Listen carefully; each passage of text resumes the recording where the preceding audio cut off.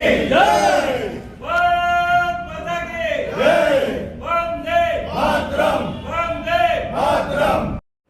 મળીને ખેડા જિલ્લામાં 5 નગરપાલિકા 2 તાલુકા પંચાયતની 190 સીટ પર અને 2 પેટા ચૂંટણીની સીટ પર ચૂંટણી હતી, જે પૈકી ડાકોર નગરપાલિકામાં આજે 5 સીટો ભારતીય જનતા પાર્ટીની બિનહરીફ થઈ છે।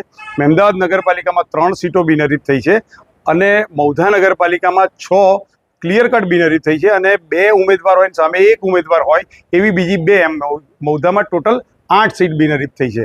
આ સિવાય જે રીતે અપક્ષોએ ભારતીય જનતા પાર્ટીના સમર્થનમાં ફોર્મ ઠેર ઠેર પાછા ખેંચ્યા છે, એમ કહી શકાય કે ઘણી બધી સીટો એવી થઈ ગઈ કે જેની પર કોઈ હરીફાઈ જ નથી અને ક્લિયર કટ બહુમતી આ 7 જગ્યાએ ભારતીય જનતા પાર્ટીની આવશે।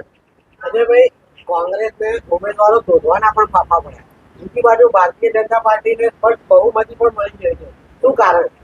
કોંગ્રેસ પક્ષ એની નીતિ ક્યારેય સ્પષ્ટ કરી શકી નથી। સ્થાનિક સ્વરાજની ચૂંટણીમાં એના મતદારોને ભ્રમિત કરવા માટે પોતાના નિશાન વગર અપક્ષમાં ઉમેદવારી કરાવી રહી છે। પોતાના પંજાના નિશાનથી જેને પરહેજ છે એવી કોંગ્રેસની સ્પષ્ટ હાર ખેડા જિલ્લામાં દેખાય છે।